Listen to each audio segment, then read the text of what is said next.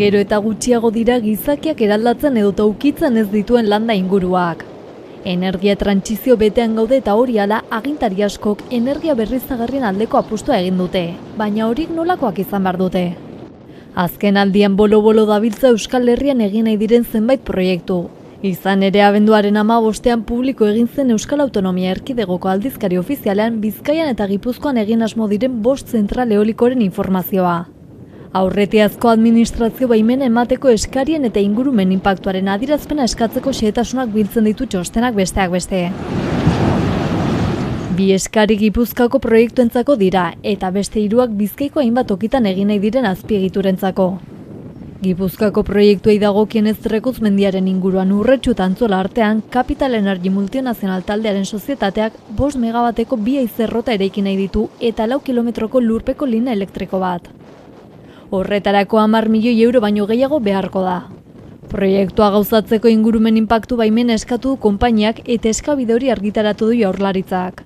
Horrez gain berriki aipatutako ingurutik gertu Oleta izazpimendietan beste zentral eoliko bat egin nahi da. 4 haize-errota jarri nahi dituzte eta 5 kilometro baino gehiagoko lurrazpiko linea batekin lotuta egongo litzateke. Azkoitia, Azpeiti, Zumarraga eta Ezkio itsasori eragingo lieke eta proiektua gauzatzeko 20 milioi euro behar dira. Honen kasuan Green Capital enpresak egin du eskaria ingurumen inpaktu adierazpena onartzeko.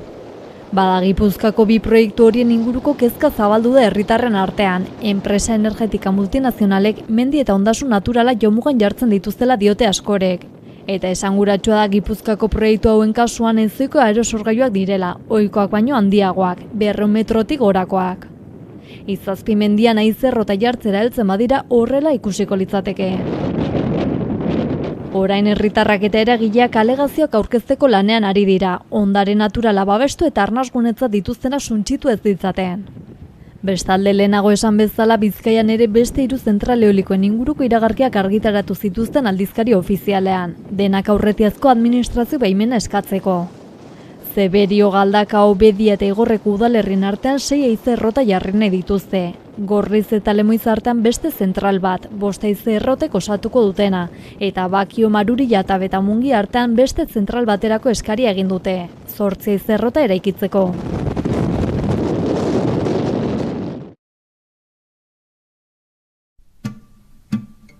Azken 30 urteetan 5.500 hektarea galdu dira Gipuzkoan, 8.000 futbol zelai adina. Nekazaritza datuetan erreparatuz gero, Arabako, Bizkaiko eta Gipuzkoako populazioaren 1% bakarrik aritzen da nekazaritzan, eta datozen 10 urteetan erdia erreteratu egingo da. Urtez urte, nekazaldurrek eta baserretarak abiadura onduten galtzen egea. Populazioaren 1% jarduten da nekazaritzan, eta 10 urtetan erdisa baino gehiago jubilaukoa. Testu inguru honetan sortu da Amilubi lurra taupaka proiektua, lurra ondasun kolektibo bilakatzeko helburuarekin. Gipuzkoan zestoako ira eta auzoan dagoen Amilubi baserrian eta bere lurretan erein nahi dute hazia. Biolur Gipuzkoako nekazaritza eta abeltzaintza ekologikoa sustatzen eta bultzatzen duen elkarteak baserri eta bere lurrak erosi nahi ditu herritarrek elikagaiak eta nekazariek lurrak izan ditzaten. Amilubiko lur emankorrak modu kolektiboan eskuratu eta babestuko ditugu. Lurra zaintzen duten nekazal eredu duinak lan aukera erreal bezala bultzatuko ditugu. Guretako osasuntsua eta ingurumenantzako onuragarria izango da gertuko eta kalidadezko elikadura sustatuko dugu. Zergatik Amilubi baserria? Amilubi 5 hektarea baso eta 4 hektarea belardi naturala eta nekazaritzarako lur saiaz osatzen da. Eta lur horiek meandro batean egoteak berezi egiten ditu, eta ondare hau kalitatezko elikagaiak sortzeko eta babesteko aukeratza baliatzen dute. Proiektu aurrera eramateko 390.000 euro behar dituzte erosteko eta baserria konpontzeko, eta herritarren eskura jarri dituzte ekarpenak egiteko hainbat modu. Webgunean zehaztu dituzte ekarpena egiteko era guztiak. Amilobi babestea, eusten gaituen lurra babestea da. Elikadura burujabetzarako bidean lurrarekin errespetuzkoak diren laborantza proiektuak jarri nahi dituzte martxan Amilobin, formazioa eta nekazarien arteko saretzea sustatuz, eta nekazari berri gehiagoren bidelagun izanez. Finean Amilobik Euskal Herrian nekazaritza herriko eta iraunkorra eraikitzen parte hartu nahi du. Amilobin taupaka hasi da lurra. Zuen laguntzari esker lortuko dugu. Amilobin lurra taupaka!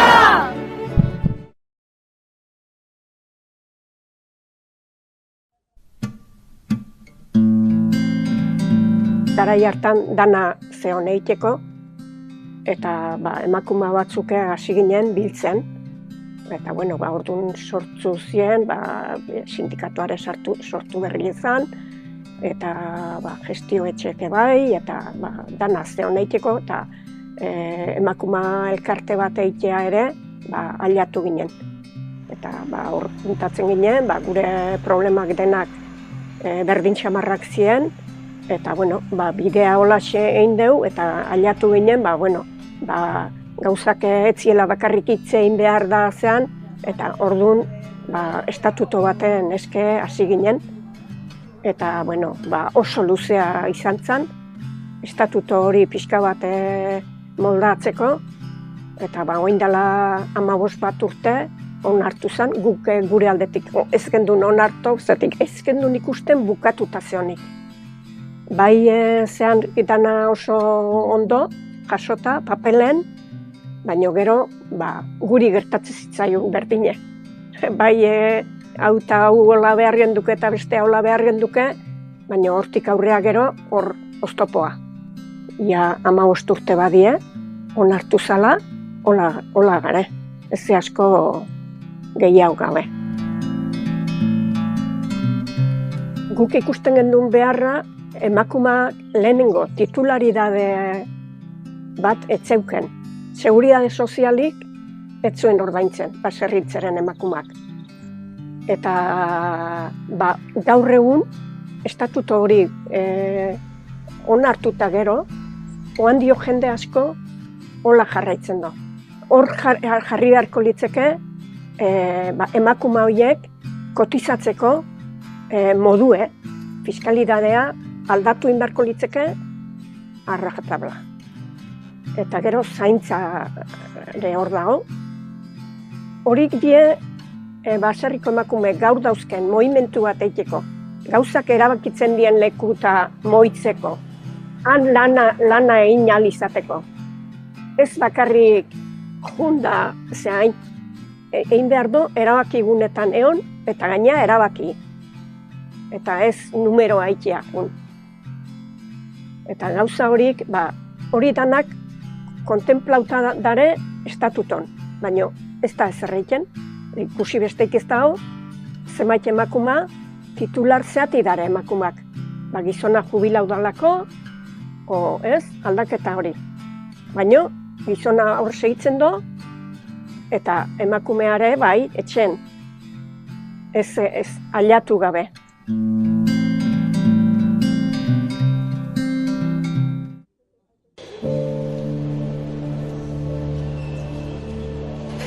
Iberiako lurreko laguntza zerbitzuko langileek deitutako 3. greba egunak 3 ordurainoko atzerapenak eta maleten anabasa eragin ditu igande honetan Bilboko aireportuan. Sindikatuek jakitera eman dutenez, 4 eguneko lanuzteak daude deituta.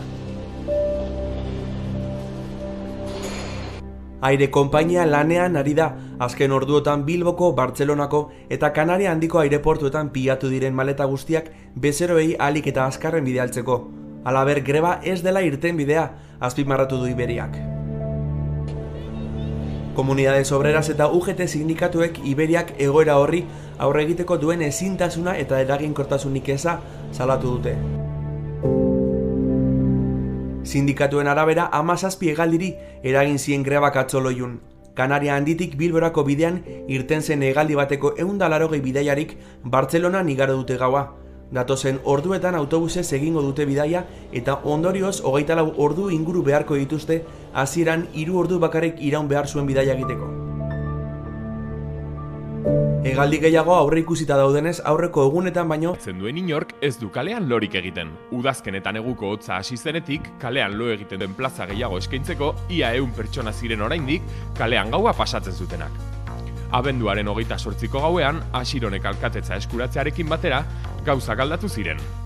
Aterpetxetako plazak handitzeaz gain lekuri gabe geratu zirenak oduaren 28az geroztik.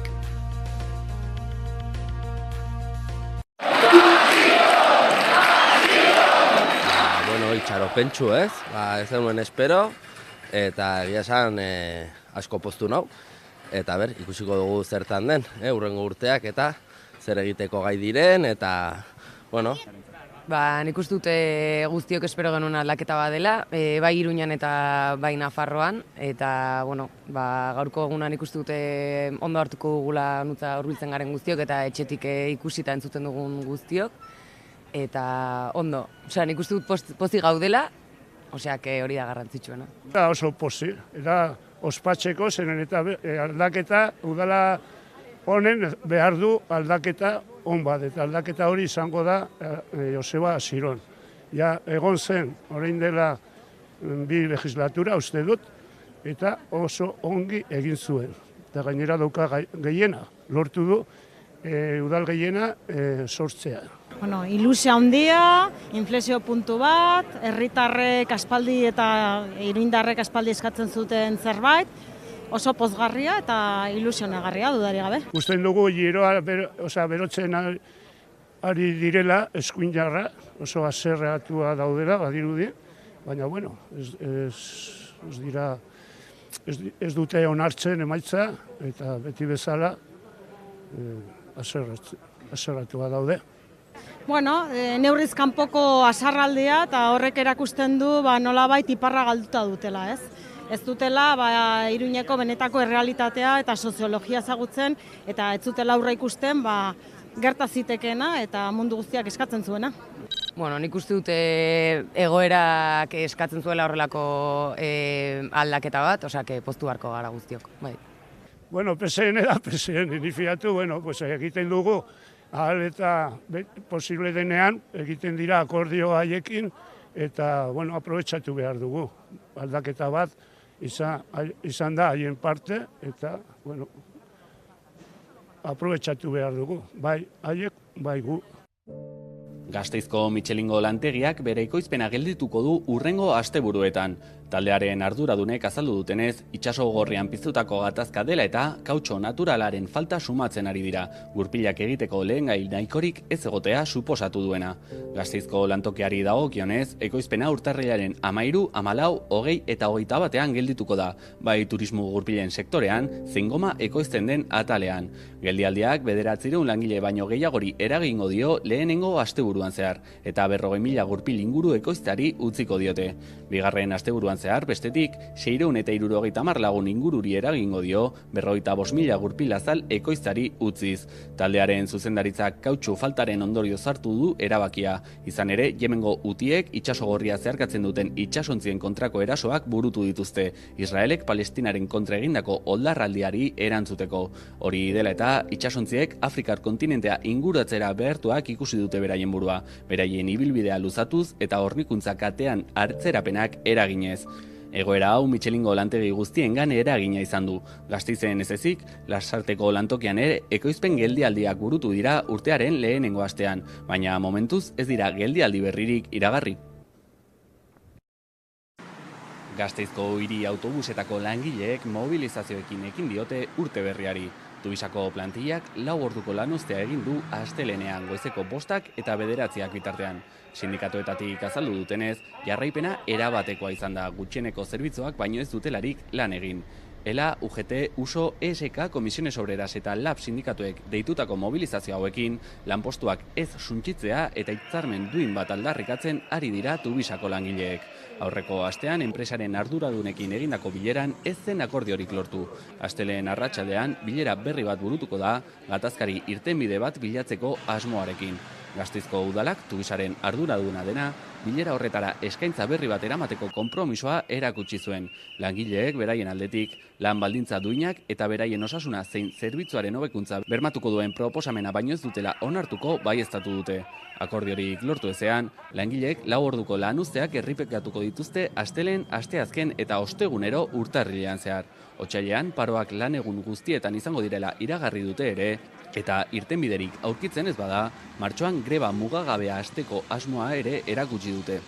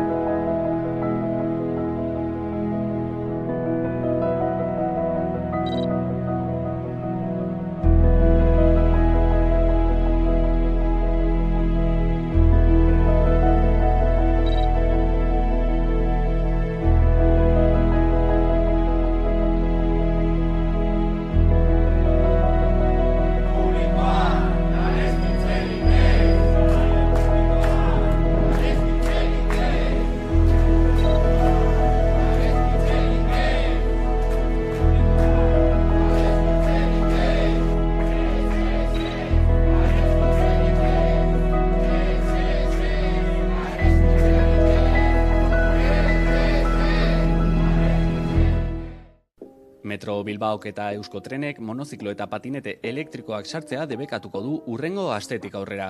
Erabakia, bi operadore hauek eskainetako zerbitzu guztietan aplikatuko da, bai Bilboko metroan, zein Gasteizko tranbian edota Bizkaibus eta Lurralde buseko autobusetan urtarrilaren 15etik aurrera. Elementu hauek azken urteetan sortu dituzten gorabehera larriak dela eta hartutako erabakia da hau. Gailu hauen bateriek eragindako sute eta deflagrazioak ekiditeko asmoarekin. Erakundetatik azaldu dutenez, bidaiarien segurtasuna bermatzeko neurria izango da hau. Garraio publikoa erabiltzen duten pertsonen osotasun fisikoaren kontrako arriskua murriztuko duena. Neurriak tolestutako patinete edo monoziklo elektrikoak garraio bideetan igotzeko debekoa ezartzen du ere. Hauek garraio poltsa edo motxiletan egonda ere. Era berean debekua atondo eta nasetara edatzen da, validazio lineetatik abiatuta.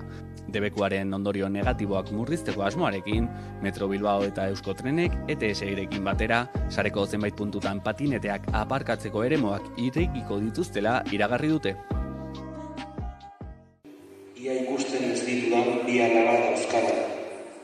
Esan nahi dut, haize ufadak bezala pasatzen naizela haien bizitzetatik. Eta erakutsi nahiko niekeela gaua bere izarrekin eta pasatu nahiko nituzkeela euren gorputz txikiak itsas haizearekin batera. Bai, maila pertsonalean bataiatu behar ditugu borroka gogorrenak gerra simulador honetan. Zer esan daiteke 40 urteren ondoren? Nola hitz egin daiteke izuaz? Edo resistentziaz? Bizirik irautukoaz?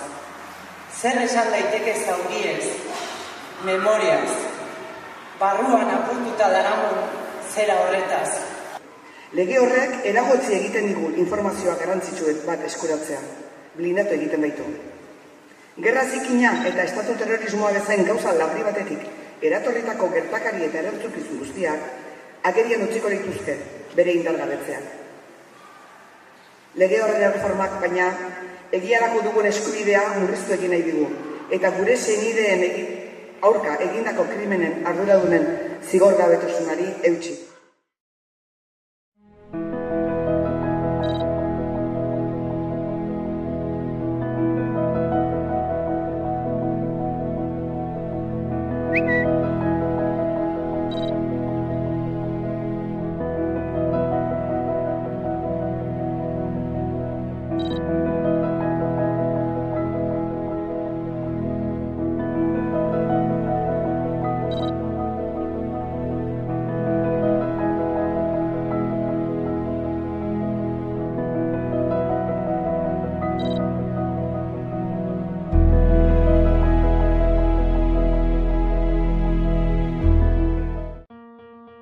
Euskal preso ieslari eta deportatuen eta hauen familiek urteetan jasan izan duten zama arintzeko sortu zen Zama Doinuz Arinduz jaialdia. Asteburu honetan ospatu du bere 9. edizioa. 2016ean hausnarketa baten ostean sortu zen ekimena. Etxarri bezalako herri txiki batek azken 40 urteetan hilabete gutxi batzuetan ez du izan presorik, eta horrek izugarrizko zama suposatu du. Zama hori arintzeko Euskal Herriko musikari eta artista ezberdinekin hitz egin zuten eta doinuz eta musikaz arintzen ahalegindu dira 9 edizioetan zehar. Antolakuntzako Mikel Mundinanok adierazi digu presoen eta ieslarien salbuespen egoera hobetzera bidean garrantzitsuak direla horrelako ekimenak. Beti ere helburu garbi batekin, ez? Euskal presoei aplikatzen zaie salbuespenezko legedia salatu eta hortaz ematen diren hainbat eskubide urraketen zama arintzea, ez? Eta aldi berean gainera urtetan luzatu den gatazkaren konponbidean urratsak ematearen aldeko mezua zabaltzea. Horretaz gain oso positiboki baloratu dute aurtengo edizioa. Eta atzore bai aukera izan genuen musikari horiekin gozatzeko, ez? Eta benetan hunkigarria, benetan saio polita eta arratsalde eder bat pasatzeko aukera izan genuen. Antolatzaileen hitzetan, haien nahia da ekitaldia berriro ez ospatzea eta aurtengoa azkena izatea. Baina adierazi nahi izan dute preso ieslari eta deportatuen egoera aldatzen ez den bitartean jarraituko dutela salatzen eta senideen zama doinuz arintzen.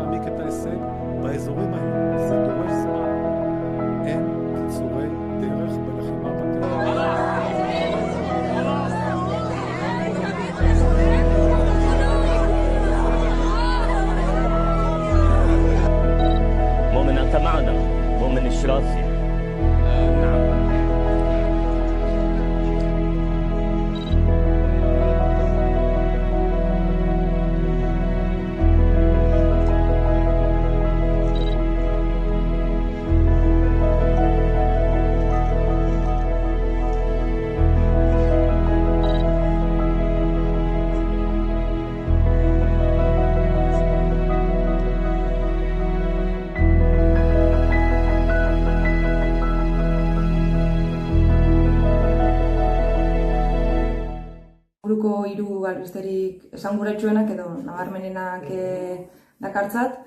Hasteko agian pilotarekin hasiko gara, larun batean jokatu zirelako berritxun zestapuntako banakako finalak. Emakumezkoen kasuan gainera lehen da biziko aldiz jokatu zen banaka eta beraz lehen txapeldun bat utzi zoan finalak. Araile Jardi Markinarrak irabazi zion bizetean Maite Ortiz de Mendibili, 12-8 eta 12-5. Nabarmendu behar da, Araile Jardi Markinar gazteak sekulako denboraldia ari dela osatzen, Iaz Winter Series txapelketi irabazi zoan Erika Mugartegirekin batera, eta ja lehen lerroan kokatu den puntista dela, eta beretzat izan zen banakako txapelketa ere, merezimendu osoz, agian esperientzia gehiago dakan puntista bat garaituta Maite Ortiz de Mendibil bezala gizonezkoetan erkiak irabazi zoan, honek ere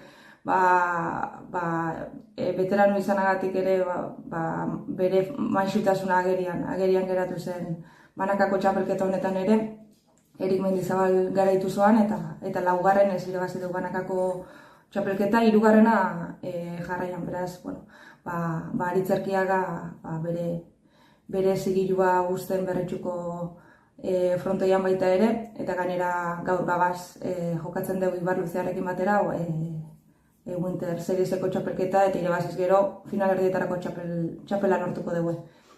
Eta kirolez aldatzeagatik futbolera joko dugu, gabonetako atxeden aldiaren ostean, itzuli zelako F-Liga bai Zubieta eta bai Lesamara, Lesaman gainera derbiarekin, Aletik eta Ibarren artean, Zurigorrientzat izan zen derbia, nagusi izan zian jokoan eta zelaian, baina kostazitzaien partida garaipena behintzat erabakitzea, lehen da bizikoko lan nahikarik egin zoan, bat eta utxekoa, baina azken unera arte ezoan itxi bideratu garaipen hori, pite utzekoa amezagak egin zoan arte.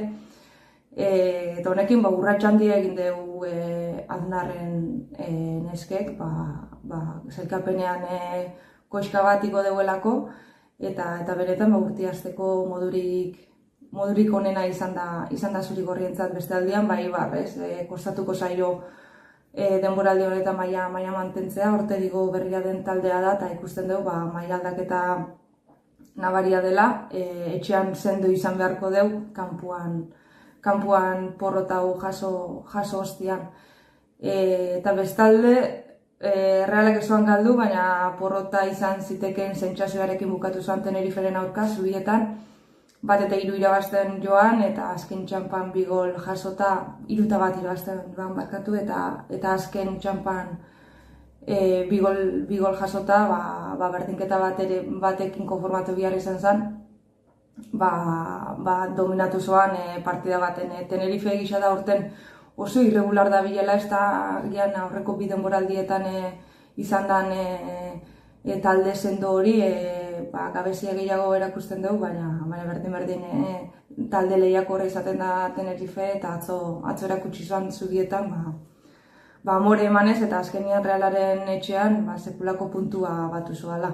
Eta bukatzeko, kirole saldatuko dugu, atletismora jungo gea, neguarekin batera itzuli dialako hotza eta lokatza, eta baita cross txapelketak ere, atzo klasikoetan klasikoena jokatu zen Elgoibarren, Joan Mugerta memoriala, 80. edizioan, eta 2 txapeldun berri utzi zituen, emakumezkoetan Beatriz Txebet keniarra gaien duzen, Keniak protagonismo osoa eraman zuen lasterketa batean, hasieratik 3 keniar jarri ziren lehen lerroan, eta atzetik Inglaterrako 3 batek jarraitzeko intentzioak ipini bazoan ere, zeitsuan distantziak ireki zituzten Afrikarrek, eta bukaeran Txebet eta Jeboteken artean lehiatu zen garaipena, Jebotekek duela 2 urte irabazi zoan Elgoibarren bertan, eta esan daiteke bi favoritoen arteko lehia izan zela, eta azkenean Txebetek irabazi zuela, gogoan hartu behar da, Txebet modalitate honetan munduko